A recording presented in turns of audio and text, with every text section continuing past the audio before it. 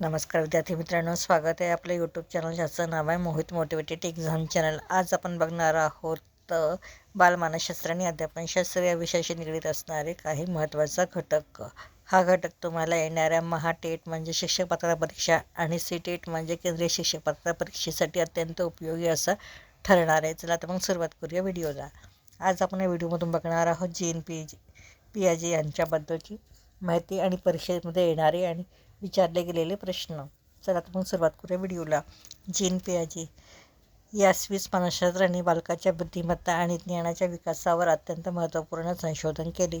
त्यांनी बोधात्मक विकास उपपत्ती म्हणजे cognitive development theory ही शैक्षणिक मानसशास्त्रातील एक पायाभूत सिद्धांत मानली जाते. पियाजे यांच्या मते बालक ही लहान शास्त्रज्ञ म्हणजे लिटिल सायंटिस्ट असतात. ते सभोवतालच्या जगाशी संवाद साधून अनुभव घेऊन स्वतःचे ज्ञान स्वतः निर्माण करतात. त्यातला आहे बोधात्मक विकासाची मुख्य मूलतत्वे. पियाजे यांनी स्पष्ट केले की लहान मुले जगाचा समज कसा विकसित करतात. यासाठी त्यांनी सिग्मा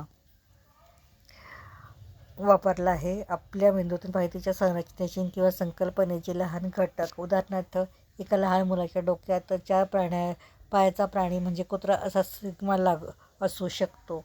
त्यानंतर आत्मसातकरण म्हणजे ॲसिमिलेशन, नवीन अनुभव किंवा माहिती जुन्या स्कीमामध्ये बसविणे. त्यानंतर आहे समायोजन म्हणजे अकॉमोडेशन, नवीन अनुभवानुसार आपल्या जुन्या संकल्पनेत किंवा सिग्मामध्ये बदल करणे. त्यानंतर संतुलन म्हणजे इक्विलिब्रेशन, जुने ज्ञान आणि नवीन अनुभव यांच्यात ताळमेळ बसवून मानसिक संतुलन साधणे. त्यानंतर बोधात्मक विकासाचे 4 टप्पे आहेत. Stage of cognitive development. पियाजे यांनी बालकाच्या बोधात्मक विकासाची विभागणी प्रामुख्याने 4 टप्प्यामध्ये केली आहे. पहिला टप्पा आहे संवेदीकारक अवस्था म्हणजे सिनियर मोटर स्टेज. याचा वयोगट आहे जन्म ते 2 वर्ष. त्यानंतरची वैशिष्ट्ये आहे मूल आपल्या ज्ञानेंद्रियाद्वारे म्हणजे डोळे, कान, हात आणि हालचालीद्वारे जग समजावून घेते. त्यानंतर वस्तुस्थायित्व म्हणजे ऑब्जेक्टिव्ह पॅरामेन्स ही त्या टप्प्यातील सर्वात महत्त्वाची संकल्पना आहे. मूल 8 ते 9 महिन्याचे झाल्यावर एखादी वस्तू नजरेसमोर नाहीशी झाली तरी ती अस्तित्वात असते हेच त्याला समजते. उदाहरणार्थ, खेळणे कपड्याखाली लपवले तरी ते शोधणे. त्यानंतर दुसरं आहे पूर्वकार्यात्मक अवस्था म्हणजे प्री ऑपरेशनल स्टेज.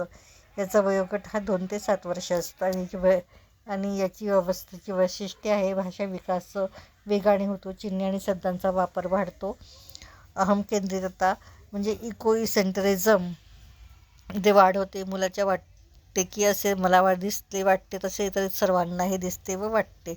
जीववाद म्हणजे ॲनिमिझम, निर्जीव वस्तूंमध्येही जीव आहे असे मानणे. उदाहरणार्थ, बाहुलीला मार लागला म्हणून रडणे. या टप्प्यात आर्थिक विचार म्हणजे लॉजिक रिझनिंगला विकास झालेला नसतो. त्यानंतर तिसरा अवस्था आहे मूर्तिकार्यात्मक अवस्था म्हणजे कॉन्क्रीट ऑपरेशनल स्टेज. याचा वयोगट हा 7 ते 11 वर्ष आहे. या अवस्थेची वैशिष्ट्ये आहे बालक प्रत्यक्ष म्हणजेच मूर्त कॉन्क्रीट वस्तूंच्या आधारित आर्थिक विचार करायला सुरुवात करते. त्यानंतर संरक्षण आणि संवर्धन कन्व्हर्सेशन, वस्तूचा आकार बदलला तरी त्याचे प्रमाण किंवा वस्तुमान बदलत नाही हे त्याला या अवस्थेमध्ये समजते. उदाहरणार्थ, उंच अरुंद पेल्यात आणि रुंद भांड्यात समान पाणी ओढले असं तरी दोन्ही समानच पाणी आहे हे ओळखणे. वर्गीकरण म्हणजे क्लासिफिकेशन करणं आणि क्रमीकरण म्हणजे सिरिनेशन करण्याची क्षमता या अवस्थेमध्ये विकसित होते. त्यानंतर चौथी शेवटची अवस्था आहे मूर्त कार्यात्मक अवस्था म्हणजे फॉर्मल ऑपरेशनल स्टेज. याचा वयोगट हा 11 वर्षापुढे ते प्रौढावस्थेपर्यंतच मानला जातो. या अवस्थेची वैशिष्ट्ये आहे बालक मूर्त म्हणजे ॲब्स्ट्रॅक्ट संकल्पना आणि काल्पनिक परिस्थिती विचार करू शकते. दुसरं आहे तांत्रिक व वैज्ञानिक विचार करण्याची, समस्या सोडविण्याची आणि गृहीतके मांडणे आणि त्यांची चाचणी घेण्याची शक्य होते.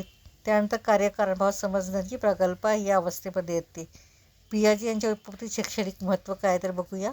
महत्त्वाचा निष्कर्ष आहे शिक्षक आणि पालकांनी बालकाच्या वयानुसार आणि त्यांच्या मानसिक टप्प्यानुसार अभ्यासाचे नियोजन हे केले पाहिजे. त्यानंतर कृतीतून शिक्षण लर्निंग बाय डुईंग, मुलांना फक्त घोकंपट्टी न करायला लावता प्रत्यक्ष अनुभव व प्रयोग करण्याची संधी द्यावी. त्यानंतर वयानुसार अध्यापन, 7 वर्षाखालील मुलांसाठी चित्रे आणि खेळण्याचा वापर करावा तर 11 वर्षावरील मुलांसाठी मूर्त व तार्किक प्रश्नांचा वापर करावा. वैयक्तिक फरक आहे तर प्रत्येक मुलाचा विकास वेगवेगळा असू शकतो, त्यामुळे शिक्षणात लवचिकता असावी.